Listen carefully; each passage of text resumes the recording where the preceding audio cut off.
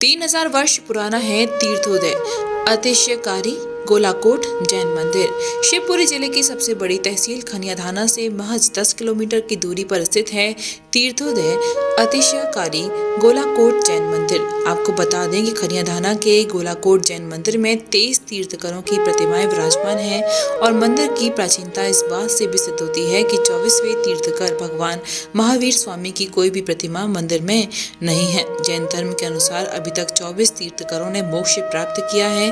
24वें भगवान महावीर स्वामी 2578 वर्ष पूर्व मोक्ष गए, इसलिए गोलाकोट जैन मंदिर 3000 वर्ष पुराना है।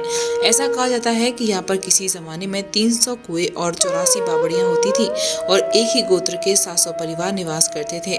ऐसा भी कहा जाता है कि यहाँ पर रोज पूजन और अभिषेक करने से कैंसर जैसे बड़े से बड़े रोग ठीक हो जाते हैं। इसके जीते जागते प्रमाण मौजूद हैं। अतिशयकारी गोलाकोट जैन मंदिर जंगल के बीचों बीच 150 फीट ऊंचे पहाड़ पर स्थित है। मंदिर तक पहुंचने के लिए खनियाधाना से 8 किलोमीटर दूर, गोडर गांव से 2 किलोमीटर अंदर जंगल में जाना पड़ता है। पहाड़ पर जाने के लिए एक रास्ता सीढ़ियों से होकर निकलता है, जिसकी सीढ़ियां 350 के करीब हैं और दूसरा रास्ता पहाड़ को राउंड करके आरसीसी ने बनाया है। इस रास्ते से भी मंदिर तक पहुंच सकते हैं।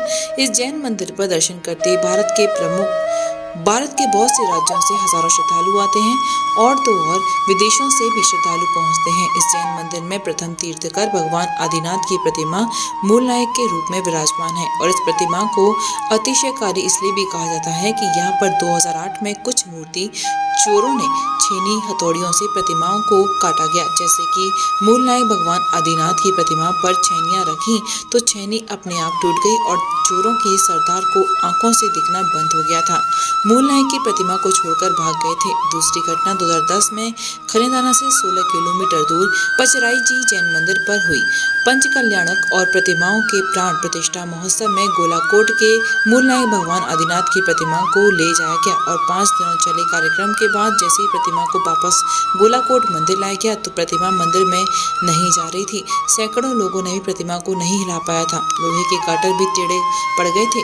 फिर चिन्मय सागर महाराज जंगल वाले बाबा को इस घटना के बारे में बताया गया। तब जंगल वाले बाबा ने 2 घंटे की साधना के बाद सिर्फ 4 लोगों को बुलाकर प्रतिमा को उठवाया। मानो फूल की तरह प्रतिमा उठ गई और सिंहासन पर विराजमान की गई। तुरंत ही अपने आप देवों द्वारा प्रतिमा का अभिषेक किया गया, जो हजारों लोगों ने अपनी आंखों से देखा। यहाँ मुख्य आकर्षण का केंद्र 5 सितारा अतिथि विश्राम गृह, हेलीपैड, तितली आकार का बगीचा, 5 सितारा भोजनशाला, मुनियों की कुटियों के पास बना जलाशय और बगीचों के बीचों बीच बना स्विमिंग पूल और लाल पत्थरों से निर्माणाधीन त्रिकाल चौबीसी लाल मंदिर है। कन्यादाना से अतुल जैन की अभी न्यूज के लिए रिपोर्ट। तो अभी हम गोलाकोट के मंदिर पे हैं। जैन मंदिर तीर्थोदय जिसे कहा जाता है। इसके बारे में कुछ आप जानकारियाँ दें। आपको बता दें कि ये क्षेत्र 3000 वर्ष प्राचीन है। आप जिस क्षेत्र पर आए हैं, ये तीर्थोदय धर्मोदय अस्थायी क्षेत्र गोलाकोट जी पचराई, जहाँ पर आप विराजमान में गोलाकोट जी है और ये 3000 वर्ष प्राचीन क्षेत्र है। यहाँ पर प्रथम तीर्थंकर यानी जैन धर्म अनुसार 24 तीर्थंकर होते हैं, जिसमें प्रथम तीर्थंकर ऋषभदेव, जो कि आदिनाथ भगवान जिन्होंने 80 कृषि, वाणिज्य, शिल्प कला और अन्य क्रियाओं का ज्ञान बताया जब कल्प वृक्ष खत्म हुए। और 3000 वर्ष प्राचीन ये क्षेत्र इसलिए है क्योंकि यहाँ पर प्रथम तीर्थंकर ऋषभदेव से लेके 23वें तीर्थंकर पारसनाथ भगवान तक की प्रतिमा है। 24वें तीर्थंकर भगवान महावीर स्वामी की प्रतिमा न होने के कारण ये 3000 वर्ष प्राचीन है। यहाँ पर बताते हैं कि 900 कुआं और 89 बावड़ियाँ देखने को मिलती हैं, जो आप देखते हैं।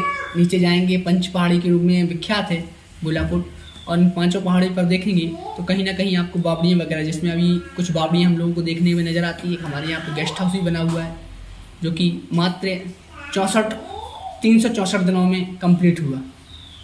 तो यहाँ कितनी दूर दूर से यात्री यहाँ पे आते हैं और भगवान के दर्शन करते हैं? हाँ, ऑल इंडिया से यात्री यहाँ पे आते हैं और तो और देश विदेशों से भी यात्री आते हैं। जैसे अभी हमारे बीच में कल ही आए थे USA से और ऑस्ट्रेलिया से भी कल आ रहे हैं, जो कि बामर कला से रहने वाले हैं, ऑस्ट्रेलिया में जॉब करते हैं। वो कि कल आएंगे और अभिषेक वगैरह करेंगे। तो ऐसे यात्री विभिन्न स्थानों से यात्री आते रहते हैं और जिन्हें भगवान के आशय को विख्यात करती रहती हैं। और ऐसी क्या खूबियां हैं इस मंदिर में और बावड़ियों में जिनकी कहानी आज तक आपने सुनते आ रहे हो? यहाँ पर खूबियाँ यही हैं कि जिनेंद्र भगवान 3000 वर्ष में अति मनोज्ञ अति प्राचीन प्रतिमा जी हैं और सबसे विशालकाय जो हमारा आप देखेंगे प्रतिमा जी का परिकर, उसमें अलग से एक तेज है और जिस तेज को देख करके जब हम लोग शांति धारा वगैरह करते हैं तो उसमें रोगों का पल में निवारण होता है। ऐसे ऐसे रोग हैं जो मात्र बाबा की शांति धारा अभिषेक से ठीक हो जाते हैं। तो ऐसे जिनेंद्र भगवान के दरबार में यही आशय है, अभिषेक शांति धारा मात्र करने से रोगों का पल में निवारण होता है और ना जाने कितने दूर दूर से यात्री यहाँ पे आते रहते हैं। और अभी कुछ समय पहले एक घटना भी यहाँ पे हुई थी कि जो प्रतिमाओं के साथ तोड़फोड़ की गई थी और प्रतिमाओं चोरी हुई थी यहाँ से, उनके बारे में अभी तक यहाँ पर 1998 में एक घटना घटित हुई थी जिसमें कुछ चोर आए थे। उसके पहले क्या था कि जैन समाज का ज़्यादा वो नहीं था क्योंकि यहाँ पे जंगली एरिया था और लोग बाग कम ही आना हो पाता था यहाँ पे लोगों का। तो 15 जनवरी की डेट ऐसी थी जिसमें लोग बाग क्षेत्र पर पहुँचते थे। उसके बाद कोई आता जाता नहीं, साल में एक ही बार लोग बाग आती थी। उसके बाद 98 में एक घटना ऐसी घटती है, कुछ चोर वगैरह आते हैं और लगातार 3 दिन तक यहाँ पर रुकते हैं और आदिनाथ भगवान पर, जो अंदर पहले चंदापुर मंदिर था उसी में समस्त प्रतिमाएं अव्यवस्थित तौर से थी। मूलनायक भगवान आदिनाथ भगवान जस्ट सामने थी और जैसे ही आदिनाथ भगवान पर उन्होंने लगातार 3 दिन रुकते हैं, 3 दिन में 46 प्रतिमाओं का खंडन करते हैं। वो 46 प्रतिमाओं का खंडन करने के बाद जब आदिनाथ भगवान पर उपसर्ग करते हैं तो उपसर्ग करने का प्रभाव ये होता है कि उनके छेनी हथौड़े अपने आप उचट जाती हैं। उनका मुखिया कहता है कि आपसे कुछ नहीं होगा और मैं करता हूँ, और जब मुखिया आता तो उसके भी भाव परिवर्तन हो जाते हैं बड़े बाबा के दर्शन मात्र से।